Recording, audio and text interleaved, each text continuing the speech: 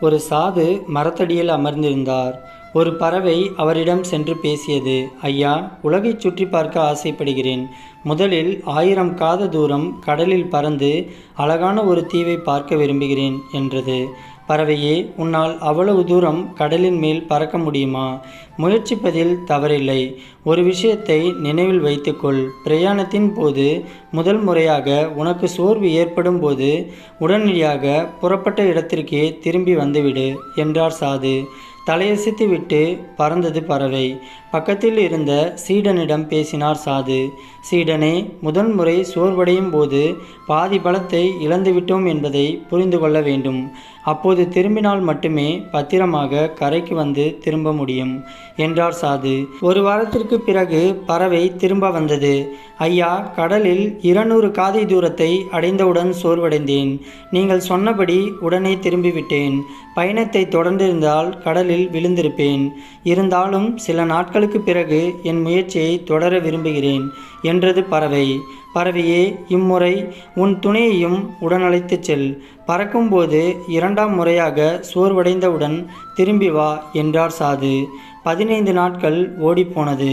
மீண்டும் பறவைகள் திரும்ப வந்தன. ஐயா, எங்களால் கடலில் 400 காதை தூரம் நான் பறக்க முடிந்தது. நீங்கள் சொன்னபடி 2வது முறை சோர்வடைந்தவுடன் திரும்ப வந்துவிட்டோம். தொடர்ந்து பறந்திருந்தால் கடலில் விழுந்து இறந்திருப்போம். ஆனாலும் எங்கள் முயற்சியை தொடர விரும்புகிறோம். எங்களுக்கு உதவுங்கள் என்றது பறவை. சாது யோசித்தார். கீழே கிடந்த ஒரு குச்சியை எடுத்து பறவையிடம் கொடுத்தார். பறவைகளே, பயணத்தின் போது இந்த குச்சியை உங்களுடன் எடுத்துச் செல்லுங்கள். சோர்வு ஏற்படும் போது இந்த குச்சியை கடல் தண்ணீரின் மீது போடுங்கள். அது மிதக்கும். அந்த குச்சியின் மீது அமர்ந்து ஓய்வெடுங்கள். களைப்பு தீர்ந்தவுடன் மீண்டும் குச்சியோடு பறந்து செல்லுங்கள் என்றார் சாது. பறவைகள் நன்றி சொல்லிவிட்டு பறந்தன. 2 மாதங்களுக்கு பிறகு சாதுவிடம் வந்தன. ஐயா, உங்களின் ஆசியால் 1000 காத தூரத்திற்கு அப்பால் உள்ள தீவை சுற்றி பார்த்தோம். குச்சியின் உதவியால் சோர்வடையும் போதெல்லாம் ஓய்வெடுத்தோம் என்றது பறவை. பறவைகளே, அருமை. நீங்கள் எடுத்து சென்ற குச்சி உங்களுக்கு சுமையாக இல்லையா என்று கேட்டார் சாது. பறவை பேசியது. ஐயா, சில நாட்கள் குச்சிகளை தனித்தனியே சுமந்து பறந்தோம். சில இடங்களில் சேர்ந்தே சுமந்தோம். அப்போதெல்லாம் அது எங்களுக்கு சுமையாகவே இருந்தது. பல இடங்களில் எங்களுக்குள்ளே சண்டையும் வந்தது. ஆனால் கடலில் குச்சியை போட்டு அதில் நாங்கள் ஓய்வெடுக்கும் போதுதான் குச்சியை நாங்கள் சுமக்கவில்லை, குச்சிதான் எங்களை சுமந்து காப்பாற்றுகிறது என்ற உண்மை புரிந்தது என்று சொல்லிவிட்டு பறவை பறந்தது. சாதுவை பார்த்தான் சீடன். சாது பேசினார். சீடனே, பறவை முதலில் தனியாக பறந்தபோது எளிதில் சோர்வடைந்தது.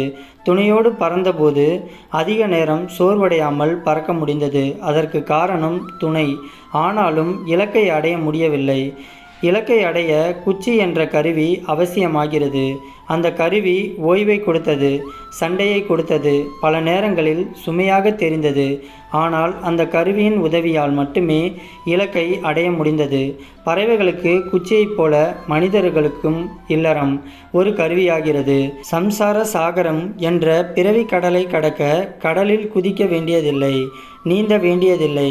இல்லறம் என்ற குச்சியின் உதவியால் மிதந்தே கடக்கலாம் என்று சொல்லிவிட்டு நகர்ந்தார் சாது. குச்சியை சுமப்பதாக பறவைகள் ஒரு தோற்றத்தை ஏற்படுத்தினாலும் குச்சியையே பறவைகள் சுமக்கிறது. இதைப்போல கணவனும் மனைவியும் இல்லறத்தை வழிநடத்துவதாக ஒரு தோற்றத்தை ஏற்படுத்தினாலும் உண்மையில் இல்லறமே அவர்களை வழிநடத்துகிறது. இதுவே இல்லற ரகசியம் என்றார் சாது. இந்த வீடியோ பற்றின உங்களுடைய கருத்துக்கள் எதுவாக இருந்தாலும் கீழே இருக்கக்கூடிய கமெண்ட் பாக்ஸில் மறக்காமல் கமெண்ட் பண்ணுங்கள். இந்த வீடியோ பிடிச்சிருந்துச்சு அப்படின்னா அந்த வீடியோவுக்கு ஒரு லைக் பண்ணிவிட்டு உங்கள் ஃபேமிலி அண்ட் ஃப்ரெண்ட்ஸுக்கும் ஷேர் பண்ணிடுங்க. மறக்காமல் நம்ம சேனலை சப்ஸ்கிரைப் பண்ணிக்கோங்க. தேங்க்ஸ் ஃபார் வாட்சிங்.